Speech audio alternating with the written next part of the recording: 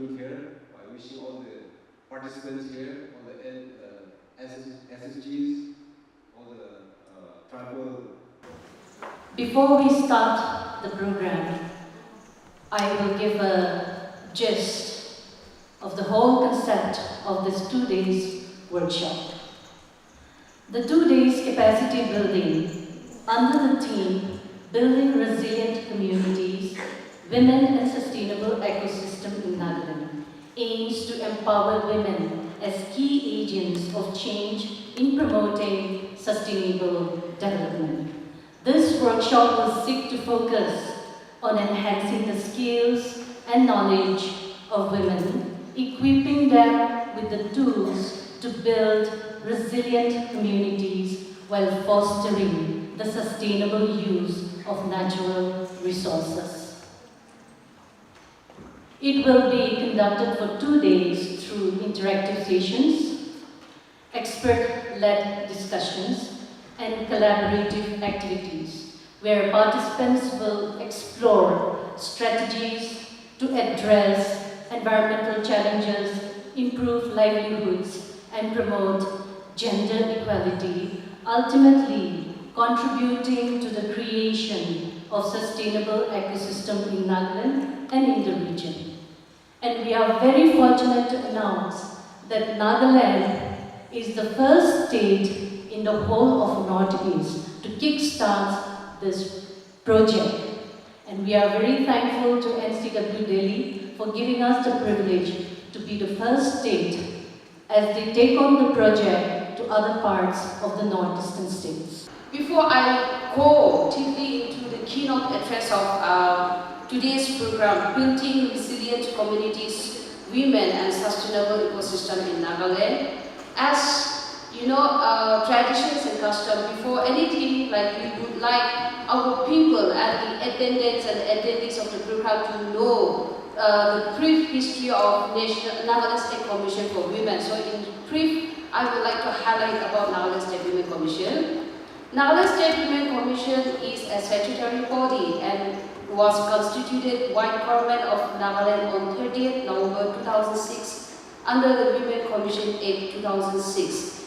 The Nagaland State Women Commission envisions all women in a safe environment leading her life with dignity, knowledgeable about her rights and entitlements, and pursuing her chooses occupation in life with great freedom.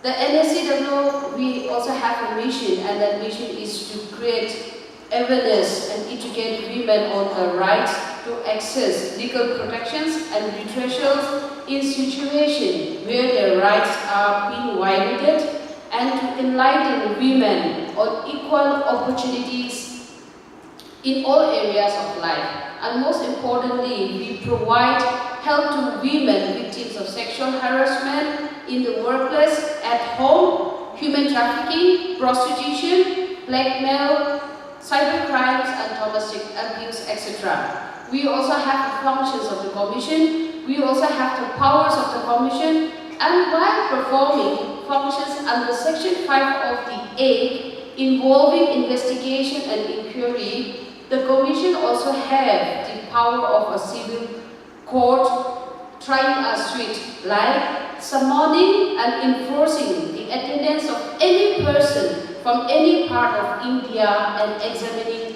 him on an oath.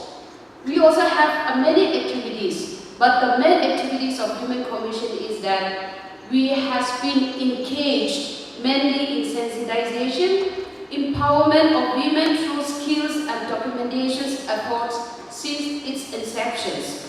So the Nagaland State Women Commission for Women is devoted towards women empowerment. Since its inception, the Commission has gained a priest of debates, developments, and discourse on gender-related issues at both national and international level to shed light at the state and local level.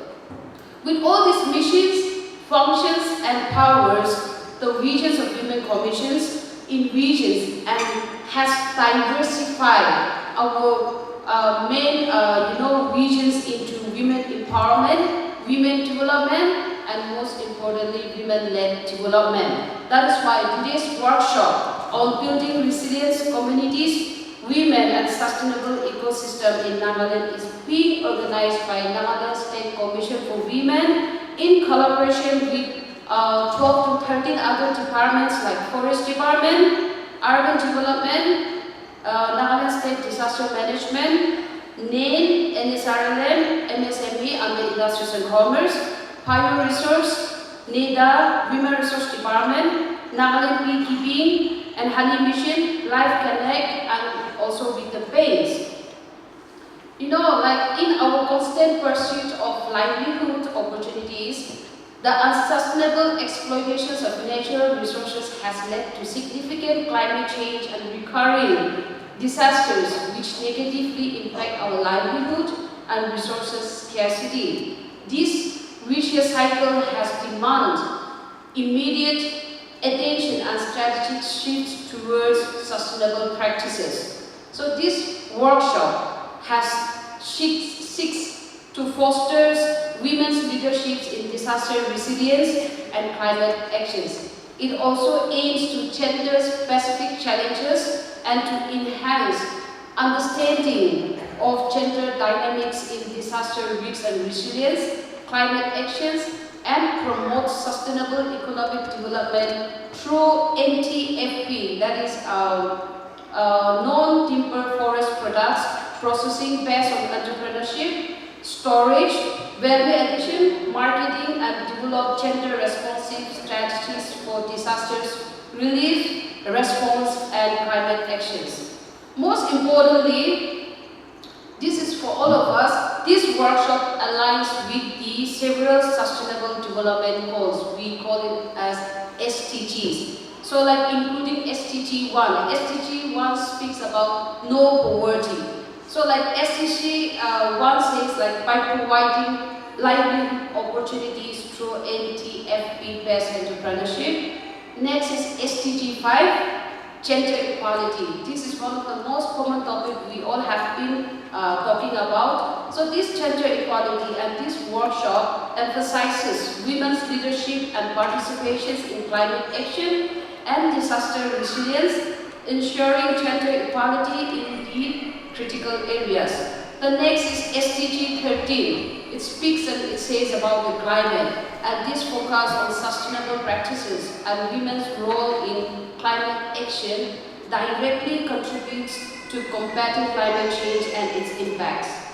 Aji yede kiman SDG han kiman ahirina ase English में बुझना भी थाको परे बुझना भी थाको परे न बुझना थाकी चले बुझी के interactive hours interactive session हमारे ने please pra मोन दिगना इतु जगह में महान भाव बुझना भी को परे मोरम रा को भी participate कर भी दे बोले इतु भी कोई दिया से आज लगा इतु workshop तो mainly महान women खान महान दो कोई ना दूसरा तो women commission खान महान दो माइकी लगा rights तो किया से इतु की focus कर थाकी से कोई भी Mahalaga women's rights ekla nohi ina mahalaga livelihood tibi focus kuru lagi. Aro disaster time de mahal magi na leading from the mahal lead kunai se itu la jaga tu mahal bishi shiki bole bi ase. Aro alag choka de nohi ina pahar nohi bi mahal magi bishi agi di jai na ase.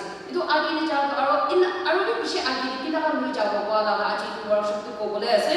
Itu ko moram especially tribal local representatives fan request for monja aji the aha logina ami han kali bi ami bolina request kuri gina ase more about 2 days workshop to more di gina ami participate kuri dibi because yede resource person kiman department naga ahi gina ase nije naga department under the gender specific program my ki man the empowerment or gender women led development gari department ra ki kuri ase kina ka kuri gina ase itu han bi sob share kuri bola ase itu ka ami han di chini lo do ami chani lo do ami han gi rakhibo pahadi bi maha nija laga sati han lagi han bi itu department ni itu under mahan gani itu program asade itu provision asade bola ami han bi ko bola ase itu gani aji hi no ina kali bi ahina attend kuri dibide ko ase sob the request right bi ko ase. Lastly but not the least, the objectives of this workshop is to integrate the outcomes of the key initiatives of all the departments and agencies promoting entrepreneurship among our women, based on non-timber forest properties and on building resilient communities, women and sustainable ecosystem. This workshop also aims to create a unified framework for further capacity building across our Nagaland state, ensuring that complement in empowering women and enhancing community resilience. With this, I conclude my keynote address, and I'm looking forward for many positive takeaway and outcome of this very workshop. Thank you. God bless us all. And this is to address gender-specific challenges in disaster resilience, climate action, and to promote sustainable economic development through non-timber forest product, that is the NTFP. And this is based on entrepreneurship. Our chairperson has spoken on this, but I would also like to emphasize on this again. The government of Nagaland's Vision 2020 says, leaving no one behind, based on the United Nations Sustainable Development Goal, which we in short call it as the SDG. This is based on the SDG 2015. It focuses on including the most marginalized communities with the aim to leave no one behind, and also underlines, apart from others, as already spoken some time back, the SDG #1 goal, which says no poverty, and specifically referring to the goal #5, which calls for gender equality, and also goal #13, which calls for climate action, and for which this workshop is aligned. Enabling women entrepreneurship does not just lead to women empowerment, but also leads to job creation and economic growth of a nation. Concurrently, addressing gender inequalities and strengthening women's leadership agency to create more climate resilient and sustainable systems of entrepreneurship are strongly connected and vital for the economic development of any society. Women entrepreneurship is not a new phenomenon among the Nagas. Women have always played a very important role in the economy and held in high esteem in our state. It may be mentioned that as per a recent study, women in Nagaland have been making significant contributions to the economy of the state by contributing to 44.7% of its workforce and 21.6% of its enterprises, most of them self-employed and informal micro-businesses. Nevertheless, there's still much scope for further growth, particularly as a component of sustainable ecosystem is yet to be incorporated. Owing to the geographical, social, and cultural diversity in the state, the challenges faced by our women entrepreneurs might be similar, yet distinct from those faced by other counterparts in other regions of the country. Climate change affects every aspect of our lives. Nagaland's, as our friends from outside may have noticed, Nagaland's hilly topography and the high dependence of the population on our natural resources and the state's undeveloped status make it highly vulnerable to the impacts of climate change. Climate change is therefore likely to adversely impact the health of the population and other climate-sensitive sectors such as our forests, water resources, agriculture, biodiversity, etc., all of which result in seriously impacting our livelihood. Reducing the vulnerability and building the resilience of the state to projected climate impacts is a priority. The usage of non-timber forest products, that is the NTFP, by women entrepreneurs, which will be dealt with in detail by the resource persons in the other sessions, can be one step towards this cause. Keeping all these in mind, it is fundamental to address the unique challenges women entrepreneurs in Nagaland are facing. And it is time to enhance their understanding of gender dynamics and foster their leadership in disaster resilience and climate action, and provide a much needed support and guidance, in effect, creating an enabling business ecosystem through which women entrepreneurship can take off in the state. It is encouraging that this event is doing just that, by taking a serious look towards enabling a strong women entrepreneurship ecosystem in Nagaland, while at the same time ensuring that the natural balance of our ecosystem is maintained. The resource persons from various government departments and from our guests who have come from outside and organizations have been invited to address their specific areas of expertise. They have come to share from their vast knowledge base and wide experiences. It is my hope that this two-day capacity building workshop would bring about concrete results and have its intended impact on our state at large and our women in particular. And as the best practices are shared from various regions and emulated by everyone, it would promote a thriving and sustainable economic development not only in the state, but in the entire northeastern region and beyond. It's also about the little butterflies, the small little birds which visit, or the flora and the fauna. And you can make it so interesting that it becomes an added attraction for the tourists. And that edition is the first time that we're doing it in the Northeast, and we're beginning with Nagaland. And we hope that something very useful, some very useful outcomes will be available to us from there as well as from this conference, so that we can all bring it together and then actually take it to the ground. And in that, obviously the state departments, the Department of Social Welfare, of course, under the leadership of the Secretary here, the Forest Department, which is present here, the MSME Department, the Disaster Management, because disasters have now become a part of life these days. So how did we come about thinking of a holistic concept like this, where we rope in people, the NRLM, people from the NRLM. So basically we're talking of livelihoods, disaster resilience, and tourism. So all this comes together in a package. And so why did, the question can be asked that why should the National Commission for Women, which is basically concerned, which is supposed to deal with only complaints of women and investigate into the complaints. And as the chairperson earlier mentioned, the various powers of the State Commission, and it's almost a mirror of the powers and mandate of the National Commission. So that is our mandate, to look into the complaints, to look into grievances, to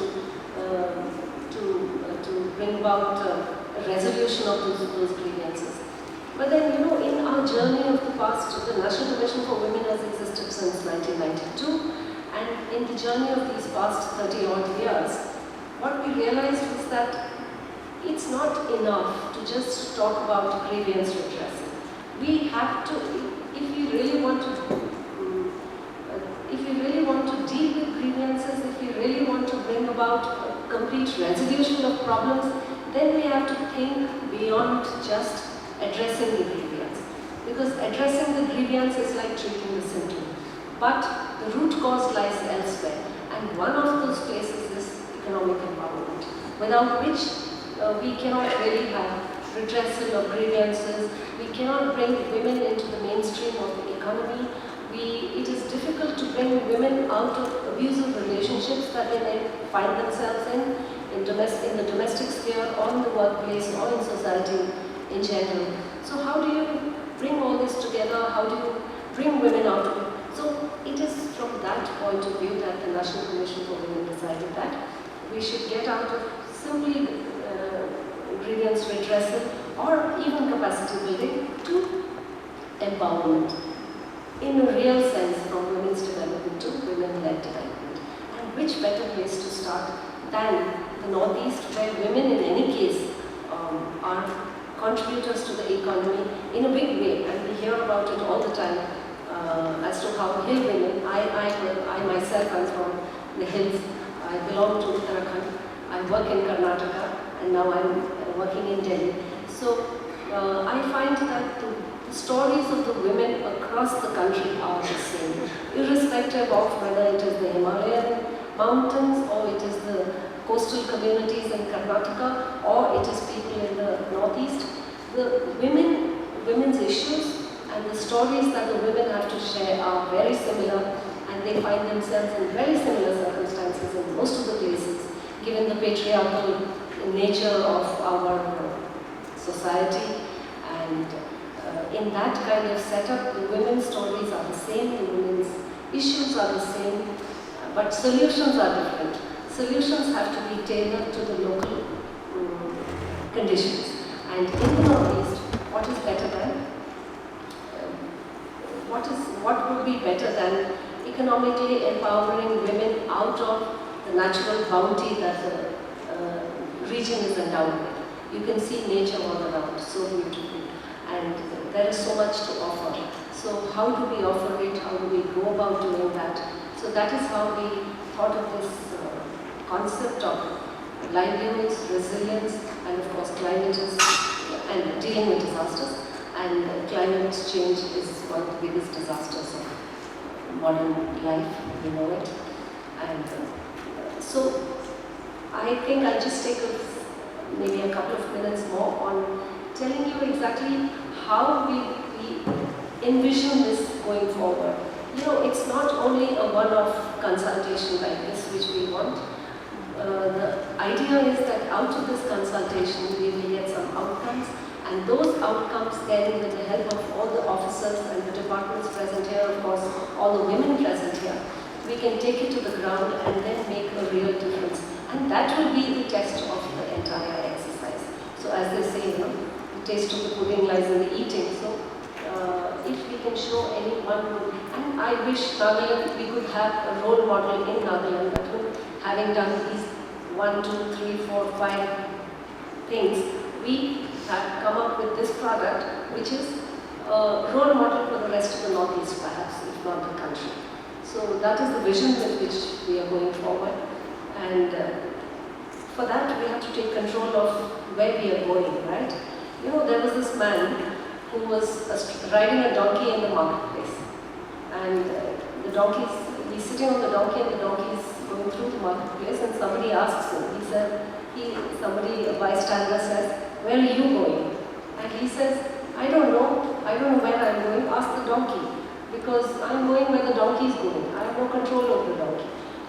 But that is not where we want to go. We want to be able to control the donkey that we are riding. And what is that? That is our future. That is how we deal with problems today, how we make use of this opportunity that is being provided to you by the State Commission, by the Social Welfare Department, by the Honorable MLA who's present here himself today, and all of us are there, and your own shared experiences. Actually, more than what we can tell you is probably your own shared experiences which can give us better solutions to the problems that we have today.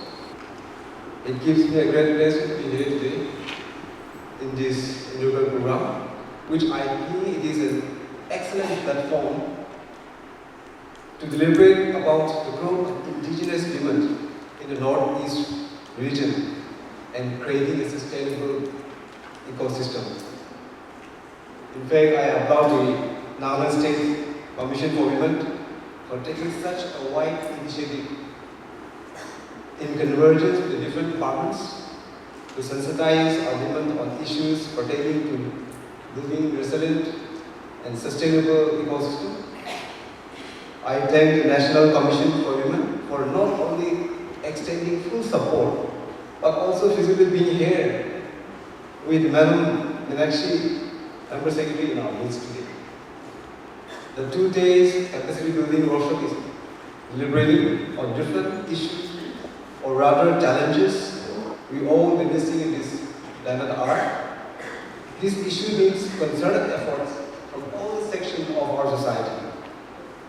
Building resilient communities involves creating social, economic, environmental structures that can absorb, adapt to, and recover from both chronic stresses and acute shocks such as natural disaster, economic deflations, or social turmoil. I believe, and I'm sure that one of the objectives of this workshop is also to initiate the women, not women development, but women-led development. What is the commissions and the department is concentrating. So this is also one of the, I'm sure this objective is also one of the objectives in initiating this very program. Women are women who constitute nearly half of the world's population, a significant portion of human capital, have always performed a role right from the beginning by managing the household economy and taking care of the livelihood of the family. If they can be sensitized about alternative income generations, activities that are offered support-based support services through information and knowledge on sustainable and resilient management of natural and agricultural resources, it will have a positive impact on their economic growth and the ecology. I believe that organizing outreach programs to educate our indigenous women on sustainable living and community support structures are fundamental. As included in one of today's technical session topic,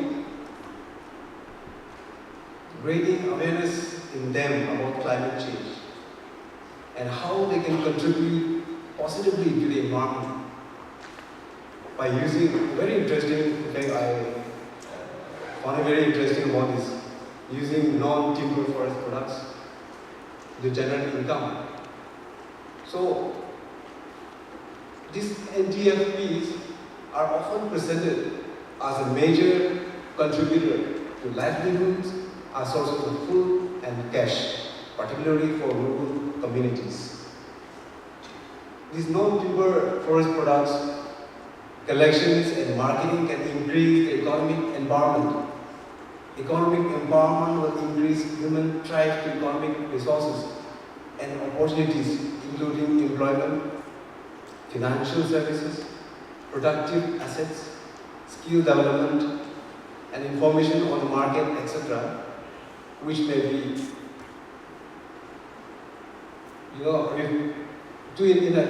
which will be, more discussed, deliberated in the panel discussion. When it comes to women participation in climate change, I believe their role as a grassroots level are crucial. If we take Nagaland as one of the examples, women often manage household resources, which puts them on the front line of adapting to climate changes like water scarcity and food insecurity. Their leadership in this context can lead to community-driven solutions that are sustainable and resilient, tailored to the local needs. I'm certain that these two days workshop will definitely contribute more in the formal living policies to reach out to all the indigenous women in the Northeast region and equip them with the skills and knowledge helping to save our planet Earth in the long run.